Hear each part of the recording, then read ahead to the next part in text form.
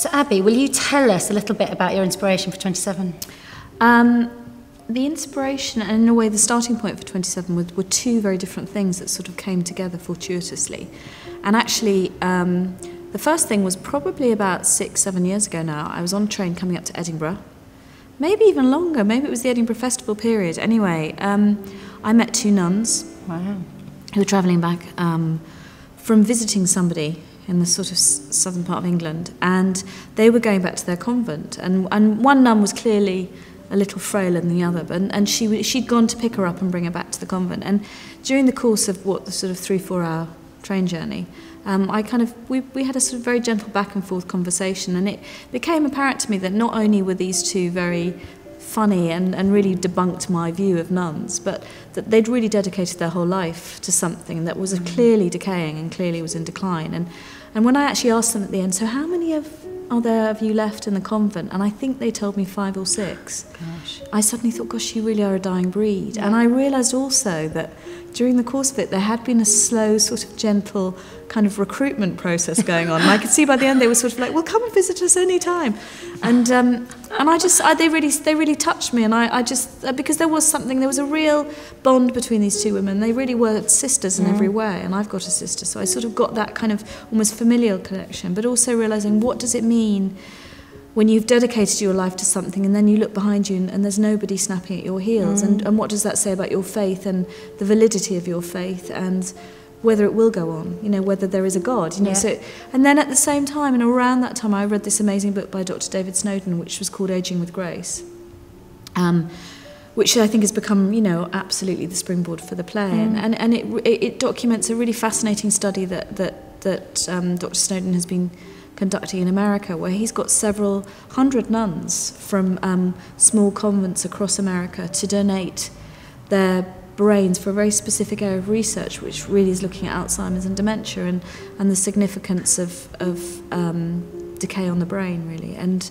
I suddenly had this idea that wouldn't it be amazing if this study, a kind of imagined idea of an imagined doctor who was American, so had the kind of backup of a kind of American body of research, who comes to a small convent somewhere on the west coast of Scotland and really meets these nuns and interrogates their lives and actually gets them to join this similar study. And so it became a great way for me to kind of examine how faith can survive in the 21st century, but also how science and religious faith have similarities and parallels. And from that grew the characters of Dr. Richard Garfield and Sister Ursula and the friendship that they form, and through the course of the play. And they're changed completely by then. And they're changed, really, and you realise that they're both, the very essence of faith is believing in something that can't be proven.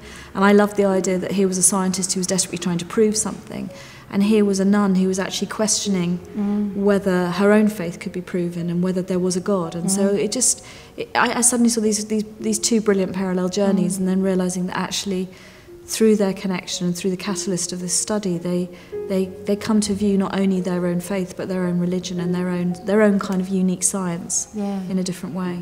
And it's interesting as well, because obviously you and I have worked together, I first worked together a long time ago, probably in our late 20s, yes, I absolutely.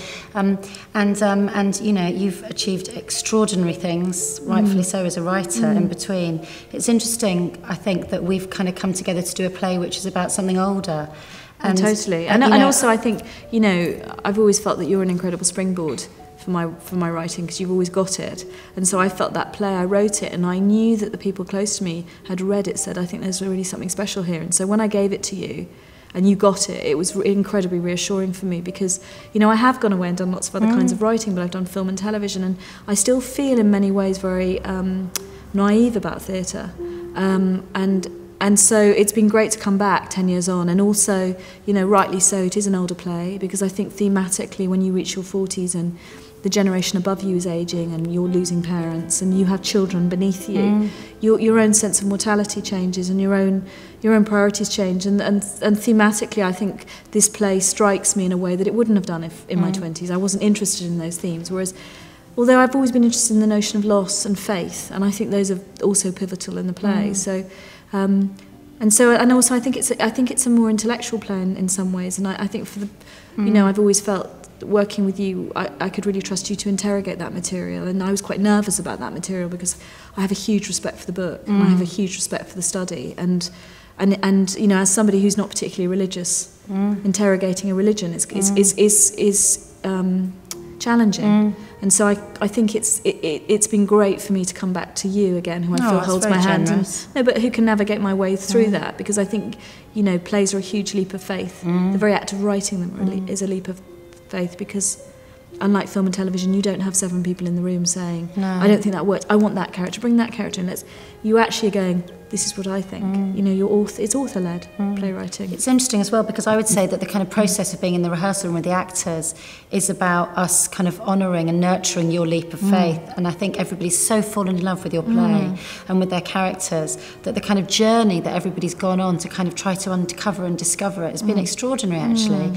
And it feels like it's been a very sort of complex sort of responsibility for us in terms of a cast, in the same way as you're talking about it. And I really feel that they've kind of been cohesive around what that responsibility is. Well, also I think, you know, what's fascinating, and I've realised more and more, is that play scripts get published. Yeah. And so, you know, the script's just gone off today. Yeah. And just today, we've, you know, through the work that you've done, we've made pivotal changes to Act 2, that if they had been, 4 or 5 lines had remained, it would entirely change the course of the play. And, you know, that's the wonderful thing, you know, in film and television you don't get as much rehearsal. In many ways that process of change takes place in the edit. Yeah. Where we do that is before we go on stage, you know, and so it's... And we can continue to do it after an audience have heard it. It's so live. It is so live, and so in a way it demands that you keep interrogating the work. And so for me, I think it's an amazing kind of barometer and check going on, and I kind of hunger for that often in film and TV. So I think it's a really great place to really assess and analyse and make sure that the work is robust, because it's gone through the cipher of a director, a designer, and a sound. You know, the sound to respond to it, but also the group of actors have really interrogated and said and held onto the through that line of their character. And so, you know, you don't get that in film. No. So it's been great to do that. I'm very excited about unleashing it in an audience next week. Yeah. How do you feel about that? I feel really excited. I mean, you know, it's that rare thing of being able to sit in an audience and see when they laugh or they connect, and when they look at their watch, and, you know, again, test out where the play works and where it may, you know, and tweak it. And so, God, I mean, it's an amazing privilege. It is. Amazing. Thank you.